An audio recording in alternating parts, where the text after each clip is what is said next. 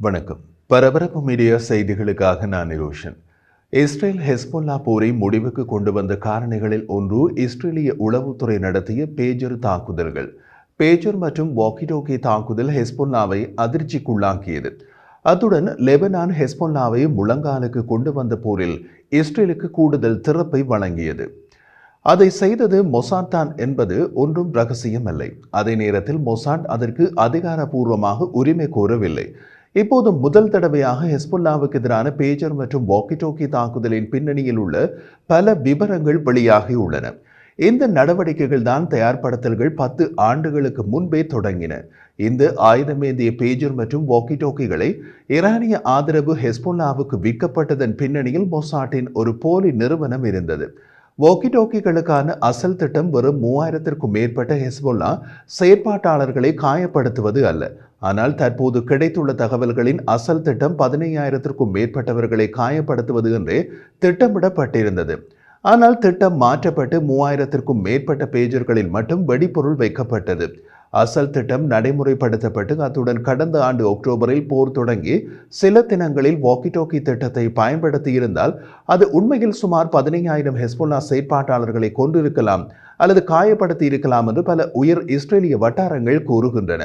அப்படி நடந்திருந்தால் ஹெஸ்பொல்லா 2023ஆம் ஆண்டு அக்டோபரில் தோற்கடிக்கப்பட்டிருக்கலாம். ஹெஸ்பொல்லாவுடன் 14 மாத கால யுத்தத்தின் தேவையை தவிர்த்திருக்கலாம். மொசாட் உட்பட மற்ற உயர்மட்ட வட்டாரங்கள் இது பற்றி கூறிய போது இந்த நடவடிக்கைக்கான வரிசைப்படுத்தல்கள் 2023ஆம் ஆண்டு அக்டோபரில் செய்யப்படவில்லை. அந்த நேரத்தில் பேஜர் மற்றும் வாக்கி-டோக்கி தாக்குதல் அதிகபட்ச பலன்களை பெற்றிருக்காது என்று முடிவு செய்யப்பட்டது. காரணம், அப்போது பலம் பொருந்திய நிலையில் இருந்த ஹெஸ்பொல்லாவுக்கு அது சிறிய பாதிப்பையே ஏற்படுத்தி இருக்கலாம். மீதி பலத்துடன் ஹெஸ்பொல்லா போரை தொடர்ந்திருக்கலாம். அதனால் போர் சுமார் 11 மாதங்கள் தொடர்ந்த நிலையில் ஹெஸ்பொல்லாவின் பலம் கணிசமாக இழந்த நிலையில் பேஜர் மற்றும் வாக்கி-டோக்கி தாக்குதல் நடத்தப்பட்டது. அது ஏற்கனவே பலமிழந்த ஹெஸ்பொல்லாவை மேலும் பலமிழக்க செய்து தள்ளாட வைத்தது. பேஜர் மற்றும் வாக்கி-டோக்கி தாக்குதல்கள் இந்த ஆண்டு செப்டம்பரில் நடத்தப்பட்ட இஸ்ரேலுக்கு ஒரு சிறந்த பந்தயமாக போரை மாற்றியது. பேஜர் மற்றும் வாக்கி-டோக்கி திட்டங்களில் ஈடுபட்டதாக கூறப்படும் 2 மொசாட் முகவர்கள் இப்போது சில தகவல்களை வெளியிட்டனர். அவர்களில் ஒருவர் மைக்கேல் என்ற சங்கீத பெயரில் அழைக்கப்படுகிறார். அவர் கூறிய போது வாக்கி-டோக்கி என்பது புல்லட் அல்லது ஏவுகணை போன்ற ஆயுதம்.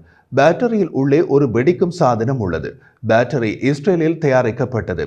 இந்த சாதனங்கள் மறைமுகமாக விற்க மொசாட் ஷெல் நிறுவனங்களை உருவாக்கியது பற்றி மைக்கேல் தெரிவித்த போது, நாங்கள் ஒரு பாசாங்கு உலகத்தை உருவாக்கினோம். நாங்கள் இயக்குநர்கள், தயாரிப்பாளர்கள் மற்றும் முக்கிய நடிகர்கள். உலகம் நமது மேடை என்றார் மைக்கேல்.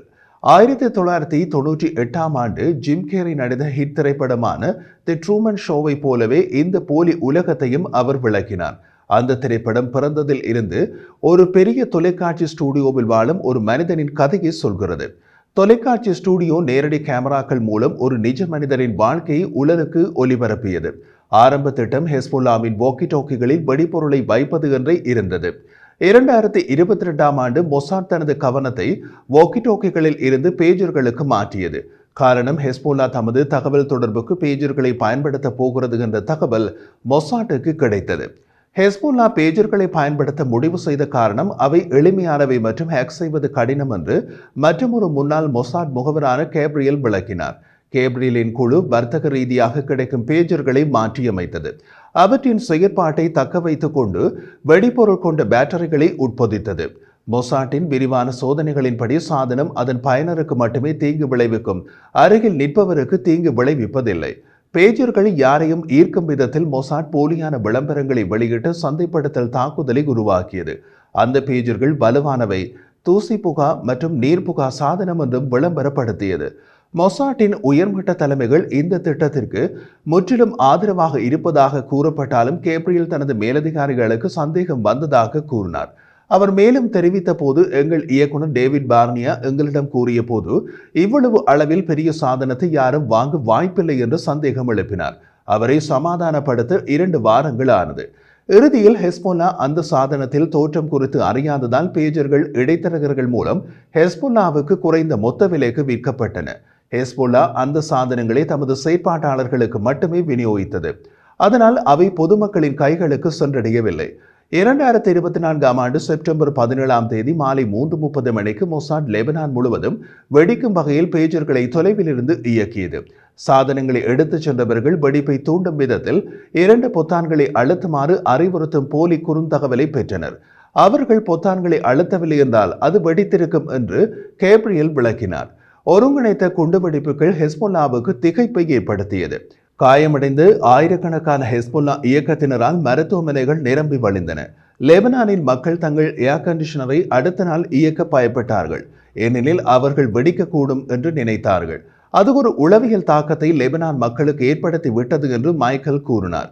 ஒரு நாள் கழித்து மொசாட் ஒரு தசாப்தத்திற்கு மேலாக செயலற்ற நிலையில் இருந்த வாக்கி டாக்கிகளை செயற்படுத்தியது. சிலர் பேஜர்களால் கொல்லப்பட்டவர்களின் இறுதி சடங்குகளின் போது வாக்கி டாக்கிகளை எடுத்து சென்ற போதும் அவையும் வெடித்தன. 2 நடவடிக்கைகளும் ஏறக்குறைய 3000 ஹெஸ்பொல்லா செயற்பாட்டாளர்களை காயப்படுத்தியது. 30 பேர் கொல்லப்பட்டனர். மேலும் ஹெஸ்பொல்லா மனச்சோர்வடைந்து சீர்குலைந்தது. ஆயிரக்கணக்கான வெடிப்பொருட்களில் ஒரு சில குழந்தைகள் தவறுதலாக கொல்லப்பட்டதாக மொசாட் முகவர்கள் வெளிப்படுத்தினர். இதன் நோக்கம் கொல்வதல்ல என்றார் கேப்ரியல். இது ஆயிரக்கணக்கான நபர்களை காயங்களுடன் ஹெஸ்பொல்லாவை விட்டு வெளியேற்றுவதே பிரதான நோக்கம். அத்துடன் மொசாட்டின் மேன்மைக்கான சான்று இது என்பதை ஹெஸ்பொல்லாவுக்கு எடுத்து காட்டியது. இந்த நடவடிக்கை போரில் ஒரு திருப்பு முனையாக அமைந்தது. ஹெஸ்பொல்லாவின் அன்றைய தலைவர் ஹசன் நஸ்ரல்லா சில நாட்களுக்கு பின்னர் அவர் ஆற்றிய உரையில் அடங்கி போனார். அவரது துருப்புக்கள் உடைந்த தலைவரை கண்டனர் என்று கேப்ரியல் கூறினார். அது நடந்து 10 நாட்களுக்கு பின்னர் இஸ்ரேலிய விமானப்படை நஸ்ரல்லாவின் தரையடி சுரங்கத்தில் சுமார் 85 குண்டுகளை வீசி அவரை கொன்றது. இந்த நடவடிக்கையின் வீழ்ச்சி லெபனானுக்கு அப்பால் நீண்டது. இது அசாத் ஆட்சியின் சரிவுக்கு பங்களித்தது. சிரியாவின் மிகவும் சக்தி வாய்ந்த ஆதரவு இயக்கமான ஹெஸ்பொல்லாவை முடக்கி சிரியாவை நிலையற்ற தன்மைக்கு உட்படுத்துவதன் மூலம் பிராந்தியத்தில் ஈரானின் செல்வாக்கை பலவீனப்படுத்தியது. ஹெஸ்பொல்லா சுற்றி பார்த்தது அவர்கள் தனிமைப்படுத்தப்பட்டிருப்பதை உணர்ந்து கொண்டுள்ளது என்று மைக்கேல் கூறினார். இந்த நடவடிக்கை காசாவுக்கும் பாதிப்பை ஏற்படுத்தியதாக குறிப்பிட்டார். இந்த நடவடிக்கை இஸ்ரேலின் மூலோபாய நிலையை வலுப்படுத்திய அதே வேளையில் அது நெறிமுறை கவலைகளை எழுப்பியது.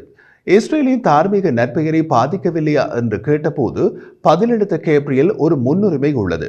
முதலில் நீங்கள் உங்கள் மக்களை பாதுகாக்கிறீர்கள், பின்னர் நீங்கள் நற்பெயரை பற்றி கவலைப்படுகிறீர்கள். உளவியல் போரை நடத்த மொசாட்டின் திறனை இந்த நடவடிக்கை அடிக்கோடிட்டு காட்டியது. எமது எதிரிகள் மீண்டும் பேஜர்களை பயன்படுத்த முடியாது என்று கேப்ரியல் குறிப்பிட்டார். அத்துடன் அடுத்து வெடிக்கப் போகும் சாதனம் என்ன என்பதை அவர்கள் யூகித்துக் கொண்டே இருக்க வேண்டும். இஸ்ரேலை பொறுத்தவரை இந்த நடவடிக்கை அதன் பாதுகாப்பு உணர்வை மீட்டெடுத்தது மற்றும் அதன் எதிரிகளுக்கு ஒரு சக்தி வாய்ந்த செய்தியை அனுப்பியது. எங்களுடன் மோதல் வேண்டாம் என்றும் அவர் குறிப்பிட்டார்.